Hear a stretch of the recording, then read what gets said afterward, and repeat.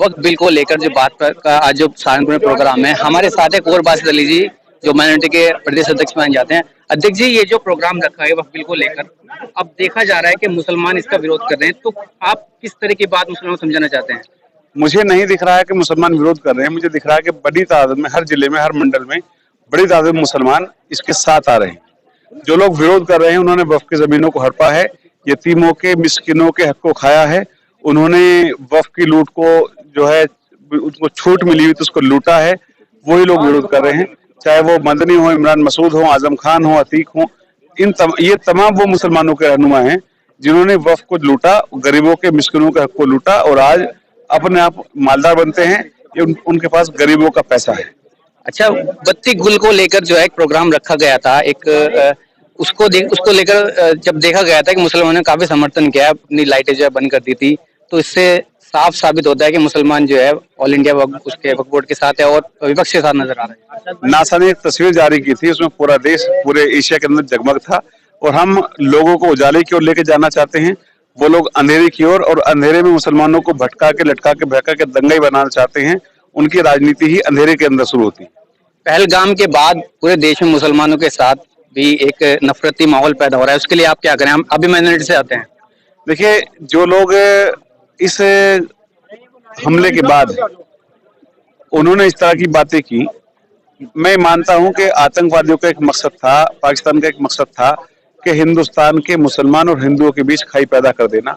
और वो इस खाई के जरिए इस देश को जिस तरह से देखना चाहते थे, ये गंगा जमनी तहजीब है। ये देश हिंदू और मुसलमान की तहजीब के साथ चलता है, साथ मिलकर के चलता है। वो कामयाब नहीं हुई, लेकिन जो लोग उनकी मुहिम में बहकाए, मैं उनका साथ दिया, एक तरह से वो भी आतंकवादी है। इनके खिलाफ कार्रवाई होनी चाहिए। कानून अपना काम करता है, कार्रवाई हुई है। ये एक और बासित अली जी जिन्होंने जो है अभी बताया है कि वक्फ बोर्ड को लेकर जो विपक्ष जो है वो भ्रामक जो है जानकारी फैला रहा है।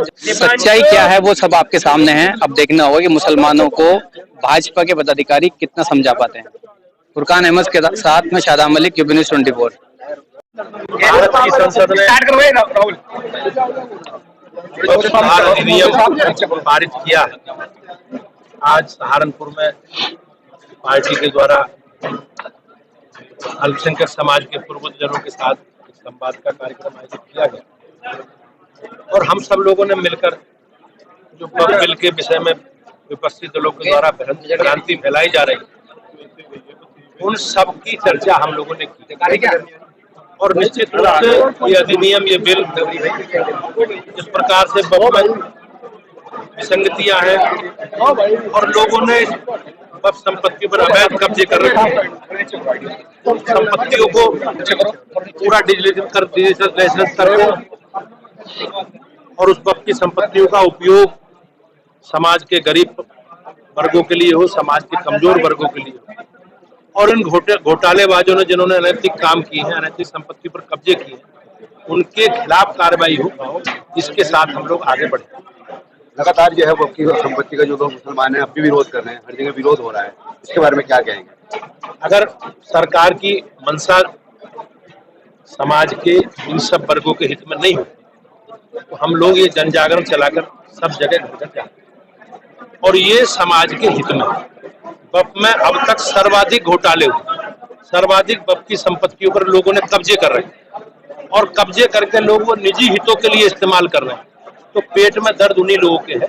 समाज के लोग आज सरकार के साथ हैं। मुस्लिम समाज के जो बड़े लोग हैं उनका कहना है कि जो पिछड़े वर्ग के जो मुसलमान हैं उन्हें भारतीय जनता पार्टी फिरान करना चाहती है, उनका आत्मा भारतीय जनता पार्टी ने, माननीय प्रधानमंत्री जी ने सबका साथ सबका विकास और सबको साथ लेकर चलने के संकल्प के साथ माननीय प्रधानमंत्री जी के नेतृत्व में भाजपा आगे बढ़ रही है।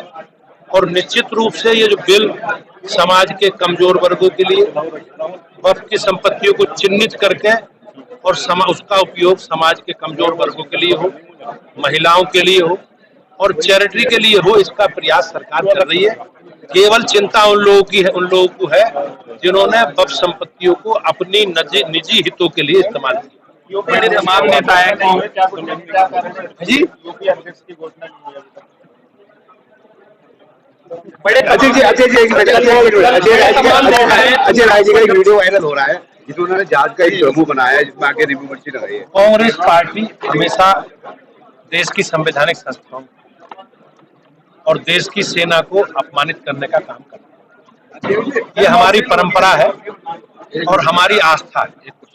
और निश्चित रूप से कांग्रेस ने और समाजवादी पार्टी ने जो उनका इतिहास है, समाज में एक अनिश्चितता पैदा करके अपना एजेंडा सेट कर दिया।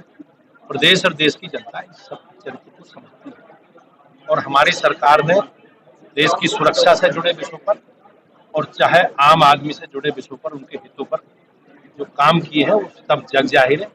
आज भारत दुनिया में एक बड़ी ताकत के रूप में हम सबके सामने। विपक्ष का कहना है कि ये जो कश्मीर में हमला हुआ था, ये जाति जनगणना को लेकर इसकी मुद्दे से भटकाना चाह रहे हैं लोग।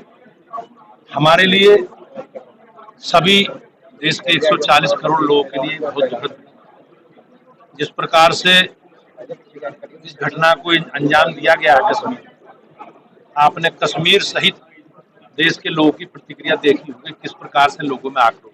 बड़े तमाम नेता और हमारी सरकार संकल्पित है कि जो दोषी हैं, जो इस अवैध संलिप्त काम में सम्मिलित हैं, जिन्होंने निर्दोष लोगों की हत्या की, सरकार कार्रवाई करेगी और ऐसी कार्रवाई करेगी।